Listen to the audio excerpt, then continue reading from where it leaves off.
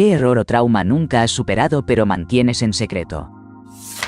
Cuando mi hermana y yo estábamos en preescolar, más o menos a los 4 años, fui secuestrado por mi madre biológica. Ella tuvo que regresar conmigo después de 4 días, gracias a la intervención de la policía y a mi padre. No era que ella quisiera quedárselo todo para ella y consentirme, su plan era mucho más oscuro. Ella quería matarme porque, según ella, había arruinado su matrimonio perfecto con mi padre y mi hermana. Siempre me lo recordaba, me decía que era un error y cuánto me odiaba. Cuando finalmente me llevaron de vuelta a casa, me encontraba en un estado de shock. Pasé casi un año en completo silencio y sin mostrar ninguna emoción. Mi madrastra decía que era como si estuviera en un coma, pero despierto. Si quieres saber más, no dudes en escribirme. Cuando tenía 14 años, conocí a un tipo de 28 años en un sitio web llamado vampirefreaks.com. Empezamos una relación física y comprometida. Obviamente, él era un depredador, pero para mí, era una relación real.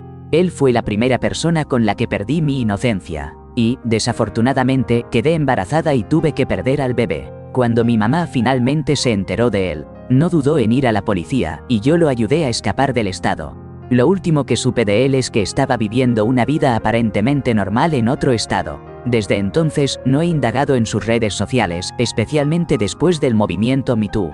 Un tiempo después, decidí contactar a su esposa, pero ella me respondió que todo lo que le decía era una invención, simplemente porque no tenía pruebas. Había pasado una década desde que estuve con él. Y, además, el sitio web ya había sido eliminado y no conservaba el celular que él me había regalado. Así que, al final, decidí dejarlo ir.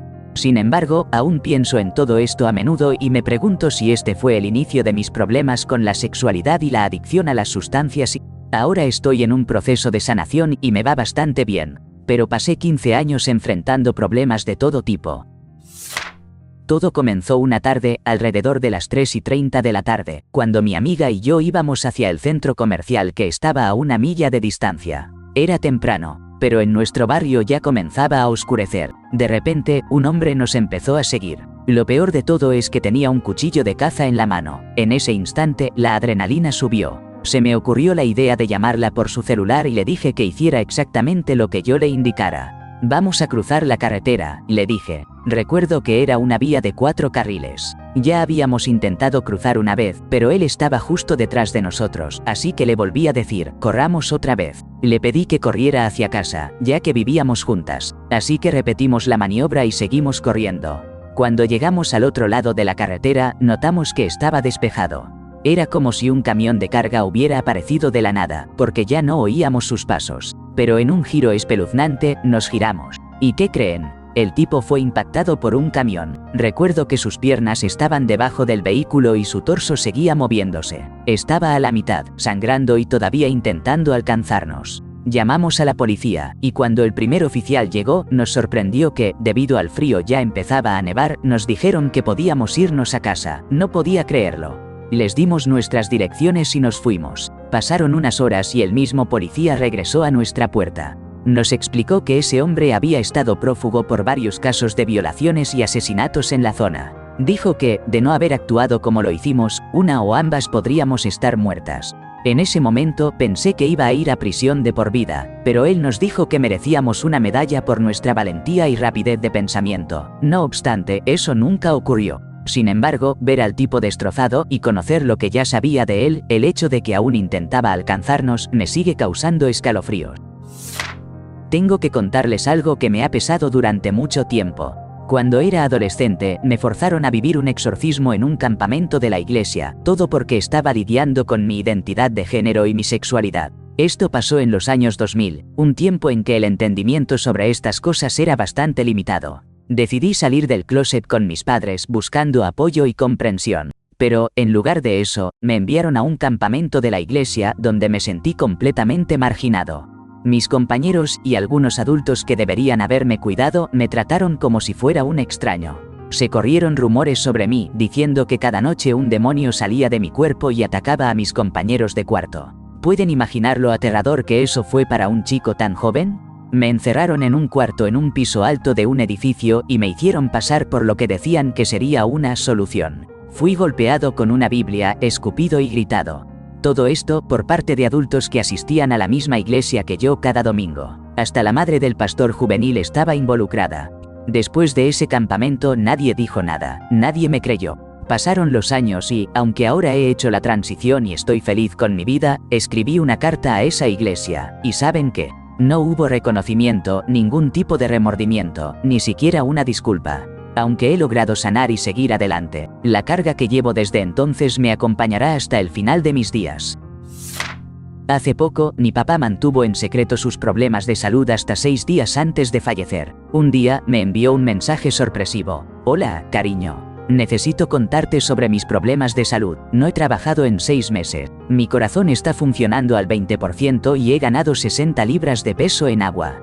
Tengo una cita con el cardiólogo la próxima semana. Ahí sabré más. Ese fue el último mensaje que intercambiamos. Sus últimas palabras fueron: también te quiero, Paul Bear. Buenas noches. 6 días después, en la mañana del Día de Acción de Gracias, recibí un mensaje de mi abuela, su madre, pidiéndome que la llamara diciéndome que era sobre mi papá.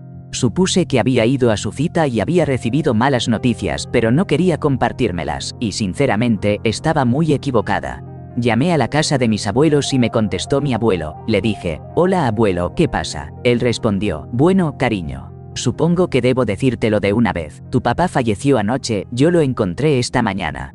Dijo más cosas pero no escuché nada más. En ese instante, empecé a temblar y casi me desmayé. Esa frase no dejaba de repetirse en mi mente, una y otra vez. Tu papá falleció anoche. Tu papá falleció anoche. Aún hoy, a veces de repente lo recuerdo y no puedo evitar derrumbarme. No importa lo bien que esté mi día, en cuanto lo recuerdo, vuelvo a esa mañana. Como mencioné antes, era Día de Acción de Gracias. No quería salir de casa después de esa noticia, pero decidí intentarlo. Desafortunadamente, un par de horas más tarde, mientras íbamos a la casa de la abuela de mi esposo, tuvimos un accidente automovilístico en nuestro Toyota Corolla.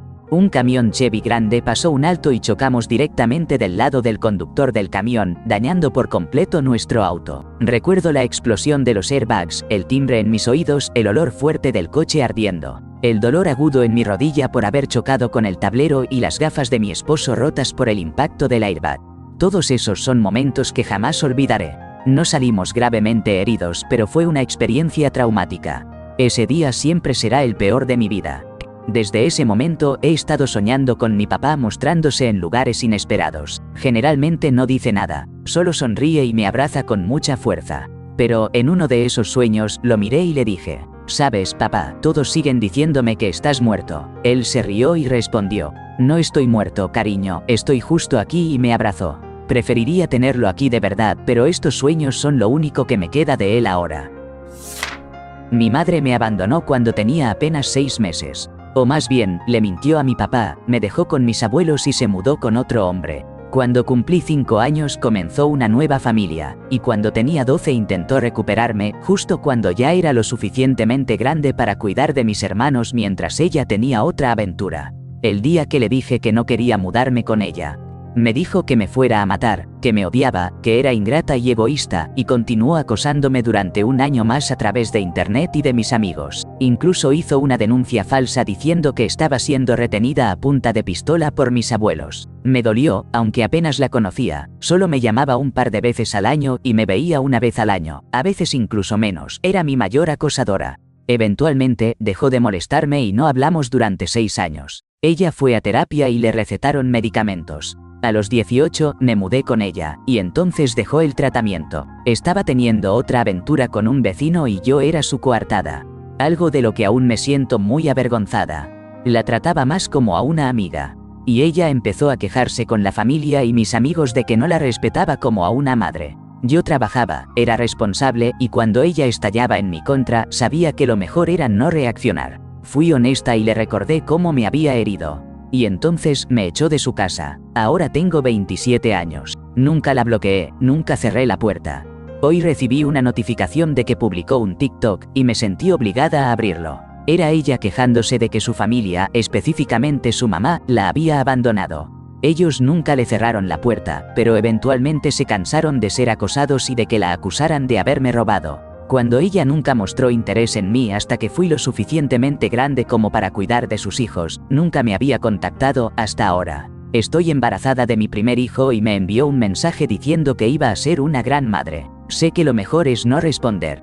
Hago bromas al respecto, pero ahora que estoy a punto de ser madre, deseo que ella pudiera ser una buena persona en nuestras vidas. Este será su primer nieto y nunca, jamás, lo conocerá. Sin embargo, reconozco lo afortunada que soy. Mi papá ha vuelto a mi vida, mis abuelos siguen vivos, mis tías y tíos que crecieron con ella siempre me han hecho sentir amada y apoyada. Nunca me comparan con mi madre, a menos que se trate de alguna característica física. Soy mi propia persona y he sido bendecida con un amor incondicional que jamás comprenderé por qué merezco. Mi mamá tuvo cáncer. En su último día de vida apenas podía hablar. Lo único que logró decir en ese momento fue llamar a su propia mamá.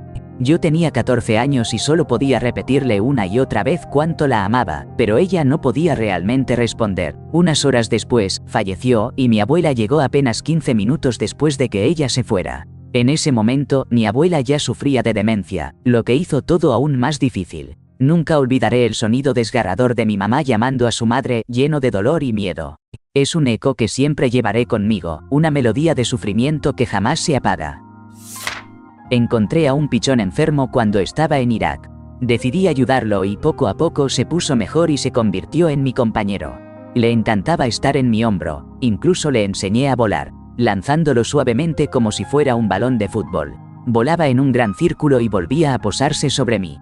Para aguantar la situación tenía que llevar un pañuelo en el hombro porque hacía mucho popó. Lo nombré Bam, en honor a Bam Margera, y también porque hizo un Bam contra la parte trasera de un vehículo militar durante su primer intento de vuelo, a pesar de que lo mantenía en un área sombreada y no le hacía daño a nadie. A muchos oficiales y sargentos no les gustaba que tuviera al pichón. Un día, lo encontré muerto, alguien había pisoteado al pobre. Sus entrañas estaban fuera de su cuerpo y estaba completamente destrozado. Un cobarde psicópata mató a Bam por pura malicia y no tuvo el valor de confesarlo. Lo enterré en el desierto, justo afuera de Balad, Irak. Tuve que mostrarme estoico porque no quería darles la satisfacción de ver cuánto me dolía. Sin embargo, mi corazón sigue destrozado. Nunca iba a tener un final feliz, porque eventualmente tenía que irme y no podría llevarlo a casa. Pero no tenía que haber terminado de esa manera. La muerte de mi padrastro, mi papá se fue cuando yo tenía 5 años. Prometía que iba a volver, así que pasé años esperando, revisando el buzón 3 veces al día, a pesar de que sabía muy bien que el correo solo llegaba por la mañana, pero estaba desesperado. Después, mi mamá conoció a este tipo. Lo odiaba por razones obvias, pero, sinceramente, él era buena persona. Unos meses después tuvieron otro hijo juntos. Un año después, en un viaje a Ikea, mientras estábamos sentados en el auto, algo hizo clic en mi cabeza.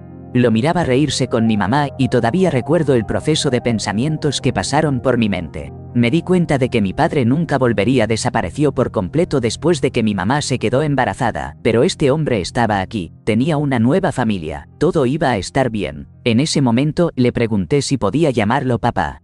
Al día siguiente falleció en un accidente laboral inesperado.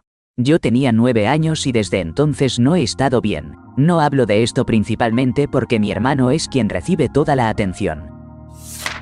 Cuando era muy pequeño, mis papás decidieron que necesitábamos una mascota, así que trajeron a casa a una Doberman llamada Greta. Esa perra pronto se volvió mi mejor amiga, éramos inseparables. Mis padres no se alegraban mucho cuando la metía a mi cuarto para que durmiera conmigo. Así que muchas veces optaba por dormir en el suelo junto a ella, en la entrada. Un día, poco después de mi 7º cumpleaños, regresé de la escuela y me encontré con que Greta ya no estaba. Mis papás la habían dado. Recuerdo haber corrido a mi habitación y quedarme mirando por la ventana, esperando que eso no fuera real. Me dicen que no hablé durante días después de eso. Han pasado 42 años desde aquel día. Mis padres ya no están, y nunca me dieron una respuesta sobre por qué decidieron dar a mi perra, así que jamás lo sabré, ni siquiera pude despedirme de ella. Durante 10 años estuve en una relación con mi exnovio, y como puedes imaginar, fue un capítulo muy significativo de mi vida. Lo que nunca he podido dejar atrás es el dolor de haber tenido que dejar a mi perrita con él, una situación que, la verdad, no tenía opción de cambiar. Pasaron los años y cada vez que pensaba en ella o veía un perro boxer me llenaba de lágrimas. Era una herida que nunca sanó del todo. Luego, hace algunos años, me topé con mi ex, y para mi sorpresa, él llevaba a nuestra perrita. En el momento en que ella me vio, se desató una explosión de felicidad. Lo que pasó fue increíble. Se volvió loca, movía la cola y ladraba de alegría al verme. No pude evitar que las lágrimas empezaran a caer. Sentía una mezcla de felicidad y una profunda culpa por haberla dejado. Ella siempre había sido una alma sensible y llena de alegría. Y el ver su emoción me rompió el corazón. Es un recuerdo que nunca olvidaré. A veces me pregunto si ella también me recuerda. En 2006 estaba esperando un bebé. Con solo 14 semanas de embarazo sufrí la pérdida del bebé. Esa noche pasé sola en el hospital después de un legrado.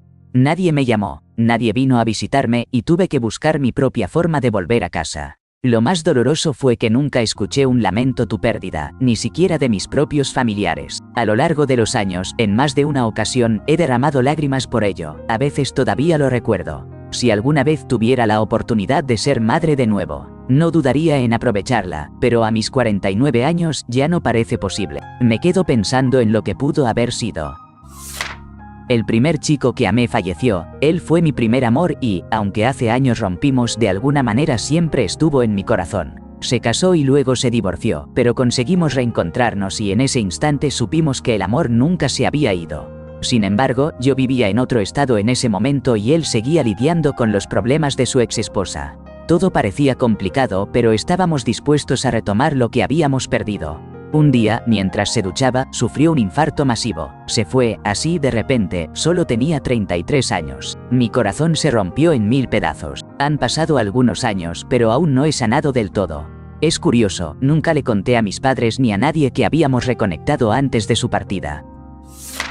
Cuando tenía 8 años, mi mejor amigo y yo íbamos en bicicleta a la práctica de fútbol. Al acercarnos a una esquina, él se movió hacia el lado exterior, así que yo opté por irme al interior. En ese instante, un camión que venía de la derecha lo chocó, y la colisión lo lanzó a unos 12 metros en una zanja. Estuvo en coma durante 9 meses y cuando finalmente despertó, había sufrido daños cerebrales severos. No podía recordar y quedó estancado en un nivel de 2 grado. A veces me pregunto, ¿qué hubiera pasado si no se hubiera desviado hacia afuera? Yo podría haber sido el que recibió el golpe. Es un pensamiento que me persigue. Hoy en día todavía lo veo por la ciudad. Es extraño, porque aunque nos conocíamos tan bien, él ya no recuerda nada de mí. En la secundaria estuve enamorada de mi mejor amigo, le di mi inocencia. Después de eso, él lloró. Yo pensé que había sido un momento hermoso entre nosotros, pero no fue así. Con el tiempo, él me confesó que no quería estar conmigo. Me sentí destrozada. La persona que más me conocía, que sabía todos mis secretos y traumas, ni siquiera pudo amarme. Siempre sospeché que le daba vergüenza estar conmigo. Como si no fuera lo suficientemente bonita o delgada. Simplemente no parecía ser suficiente para él. Solo era suficiente para tener intimidad mientras nadie se enterara. Ahora que he crecido, entiendo que a veces simplemente no sientes atracción por alguien. La adolescente que fui, de 17 años, estaba devastada y siempre he cargado con ese dolor. Perdí a mi mejor amigo, perdí a mi primer amor, perdí cualquier centella de autoestima que pudiera haber tenido. Han pasado 25 años y él ya no está. Todavía pienso en él, lo sueño y nunca he creído realmente a quienes me dijeron que me amaban. Estoy casi segura de que solo soy alguien con quien tener intimidad, no alguien a quien amar. Incluso estuve casada mucho tiempo, pero siempre tenía un pie afuera, lista para que un día él despertara y me dijera que todo había terminado. Creo que realmente solo amas con total entrega y confianza una vez en la vida. Como trabajadora de la salud, he sido testigo de muchas cosas, pero hay una experiencia que jamás podré borrar de mi memoria. Recuerdo una joven que llegó al servicio de urgencias. Ella estaba convencida de que lo que le pasaba no podía ser un problema cardíaco, así que ignoró lo que le decíamos. Debió ser un error, decían los médicos, hagan las pruebas de nuevo. Pero, desafortunadamente, antes de que tuviéramos la oportunidad de repetirlas, se colapsó. La escena fue desgarradora. Sus padres, en la sala de espera, nos vieron correr a toda velocidad por el pasillo, intentando reanimar a su hija mientras estaba conectada a un ventilador. No se me olvida la angustia en sus rostros, ni la de ella, llena de pánico y desesperación. Lamentablemente no pudimos salvarla. Recuerdo esos gritos. Nada en este mundo suena tan horrible como eso. Espero de corazón que su familia haya encontrado algo de paz de alguna manera. Tuve un hermano que usó a mi padre moribundo para obtener dinero y su auto. A pesar de que no tenía licencia de conducir. Ellos se hacían los cercanos como si tuvieran una relación amorosa, pero yo sé la verdad. Ese desgraciado utilizó a mi padre porque él estaba demasiado enfermo para discutirlo. Y la esposa de mi padre solo estaba ocupada sumergiéndose en el alcohol sin preocuparse por nada. Que se joda ese idiota. Sé la verdad, esa bolsa de mentiras. Desde que era pequeño tuve un gato. Un gato típico, que no le importaba más que a sí misma. Pasaba la mayor parte del tiempo afuera, a veces se quedaba fuera 4 o 5 días a la semana. Un día, regresó a casa tambaleándose y se desplomó, tenía sangre en la cabeza. La llevamos al veterinario, y él dijo que parecía que alguien le había dado un buen golpe con una escoba.